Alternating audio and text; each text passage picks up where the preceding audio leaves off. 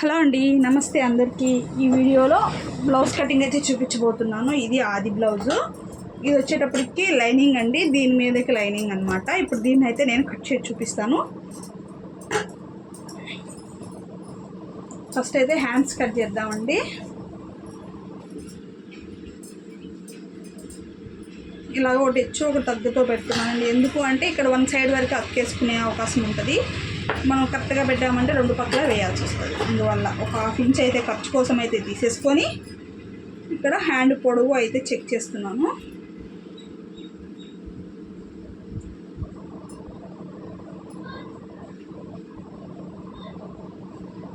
మరీ లాంగ్ ఉన్నాయండి, కొంచెం తగ్గిద్దాము.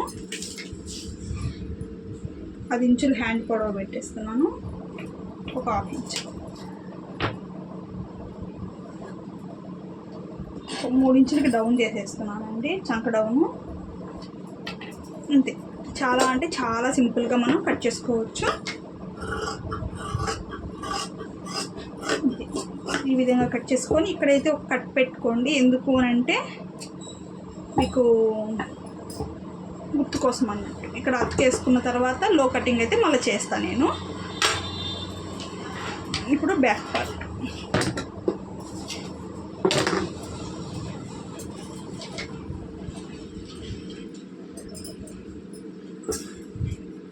లైనింగ్ అయితే ఏమైనా హెచ్చు తగ్గులు ఉంటే ఒకసారి కట్ చేసేసుకోండి. నాకైతే కరెక్ట్గానే ఉన్నట్టుంది. ఒక హాఫ్ ఇంచ్ అయితే ఖర్చు కోసం అయితే తీసుకుంటున్నాను. కింద పట్టి వేయడం కోసం ఒక హాఫ్ ఇంచ్.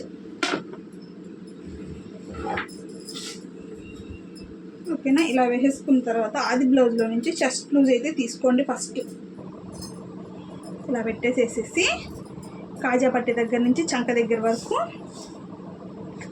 చెస్ట్ లూజ్గా అయితే తీసుకోవచ్చు మనం. ఇలా పెట్టేసేసి 9.5 వచ్చిందండి.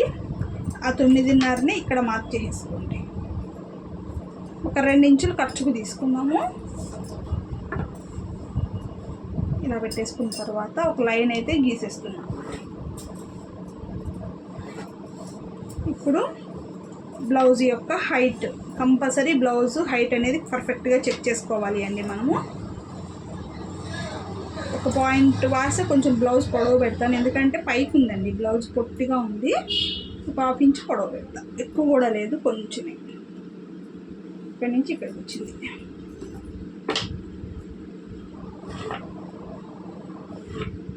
నెక్ వచ్చేటప్పటికి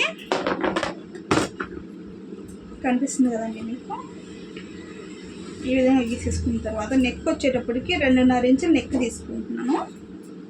నెక్ షోల్డర్ వచ్చేసి వీళ్ళ బ్లౌజ్కి ఎంత అయితే ఉందో అంత, కొంచెం ఖర్చు వదులుకుంటూ తీసుకుంటున్నానండి. ఇక్కడికి వచ్చింది. చంకడం మటుకు 5.5 అయితే తీసుకోండి, ఎవరికైనా సరిపోతుంది. ఇలాగా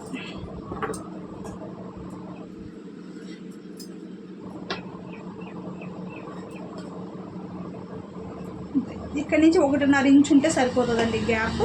ఇప్పుడు బ్యాక్ నెక్ ఆది బ్లౌజ్లో నుంచి ఇట్లా బ్యాక్ నెక్ అయితే తీసుకోండి. కరెక్ట్గా వచ్చింది కదా. కింద 6 ఇంచు వదిలేస్తున్నాం కదా, అక్కడి నుంచి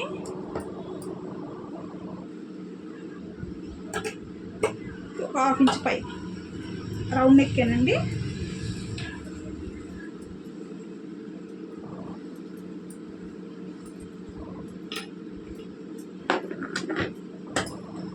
దీన్ని అయితే కట్ చేసేస్తున్నాం.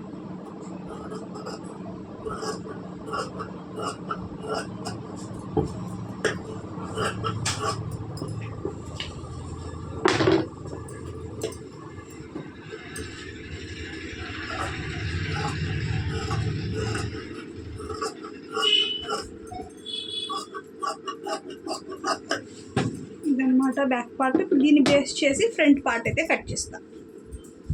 స్ట్రైట్ ఏనండి, క్రాస్ కాదు అని చెప్పాను కదా. స్ట్రైట్ కటింగ్ నేను ఇలా పెట్టేసుకొని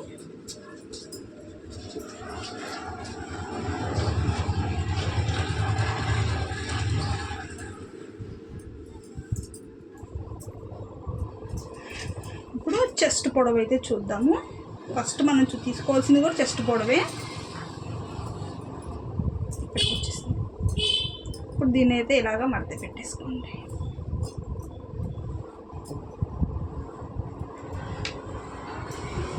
ఇలా గీసేసుకున్న తర్వాత ఇక్కడ నెక్ కూడా అయితే గీసేసుకోండి. దీన్ని అయితే కట్ చేసుకుందాం ఫస్ట్.